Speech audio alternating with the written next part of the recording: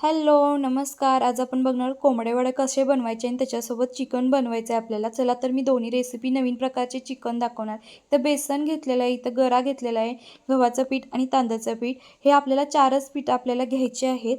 त्यानंतर इथे मी ते पीठ एकत्र केलेलं आहे आणि थोडीशी त्यात चटणी आणि मीठ आणि हळद टाकलेली आहे. त्यासाठी मसाला लागणारा बघा, धने घेतलेले आहे, बडेशूप आणि मेथीचे दाणे घेतलेले आहेत. हे आपल्याला मिक्सरला छान असं बारीक करून घ्यायचं आहे आणि ते एकजीव करायचा आहे अशा पिठामध्ये घालून, त्याच्यामुळे त्याला स्वाद छान येतो. त्यानंतर आपल्याला काय करायचं, जसं आपण चकलीचं पीठ भाजून घेतो तशा प्रकारे ह्या पिठाला भाजून घ्यायचं आहे. पण मी काय करणार आहे, इथे गरम पाणी करायला ठेवलेलं आहे. थोडंसं पाणी टाकून ते म्हणजे वाफ देणार आहे त्याचीच, आणि ते 5 मिनटं मला झाकून ठेवायचं एकजीव करून. ह्या अशा प्रकारे मी थोडंसं अर्धी वाटी पाणी टाकलेलं आहे आणि हे आता आपल्याला एकसारखं करून घेऊन थोडंसं झाकून ठेवायचं एक 10 मिनटं. 10 मिनटं झाल्यानंतर काय करायचं आहे, आपल्याला पीठ सगळं एकत्र करून छान असं मौसूत मळून घ्यायचं आहे. बघा इथे मी भिजत घातलं होतं, आता आपल्याला मळून घ्यायचं आहे. अशा प्रकारे आपलं मळून पीठ तयार आहे. त्यानंतर आपण चिकनची रेसिपी बघू. चिकन इथं आता आपल्याला मॅग्नेट करायचं आहे. चिकन धुवून घ्यायचं आहे. त्याच्यानंतर त्याला मॅग्नेट करायला लागणारं साहित्य बघा, इथे टॅमॅटो घेतला आहे, आलं, लसूण, काजू आणि कांदा घेतला. याची प्युरी करून घ्यायची. मी लई दिवस झाले व्हिडिओ बनवले नाहीत, म्हटलं आता परत आपण व्हिडिओला चालू करूया, म्हणून मी परत आता माझे व्हिडिओ चालू करत आहोत. तुम्हाला आवडल्यास नक्कीच सांगा. इथे आपल्याला हे बारीक करून घेतलेलं आहे. इथे मी थोडासा कांदा तळून घेतला आहे, तो काय व्हिडिओमध्ये मी दाखवलेला नाही. अशा प्रकारे कांदा घालायचा आहे.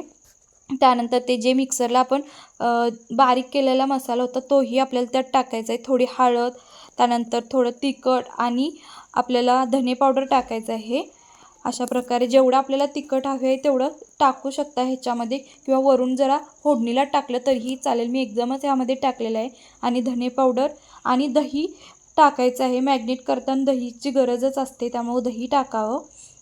अशा प्रकारे सगळ्याला आपल्याला जिन्नस एकत्र करून घ्यायचं आहे आणि छान मुरवत ठेवायचं आहे. त्यानंतर काय मी एक 10-15 मिनटं याला मुरू दिलं. त्याच्यानंतर लगेच मी काय केलं, एका साईडला तेल गरम करत ठेवलं.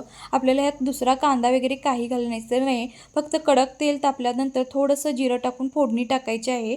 अशा प्रकारे तेल कडक तापलेलं आहे, अशी छान आपली फोडणी बसलेली आहे. ह्यात पाण्याचाही वापर जास्त नाही करायचा आहे, फक्त वाफेवर थोडंसं पाटीभर पाणी टाकून छान असं शिजवायचं आहे, कारण की ऑलरेडी चिकनला पाणी सुटतंच. बघा छान अशी तरी पण आलेली आहे. इकडे चिकन शिजते, इथे छान शिजत आहे. चिकन शिजू दे. आता आपण बघूया पुऱ्या तयार करून घेऊया. अशा प्रकारे आपण छोटे छोटे गोळे बनवलेले आहेत. तेल एका साईडला मी गरम करायला ठेवलेलं आहे. छान अशी आपली टम्म फुगून पुरी तयार झालेली आहे. चला तर बघा कशी वाटली माझी रेसिपी तुम्हाला, आणि तुम्हीही नक्की ट्राय करा.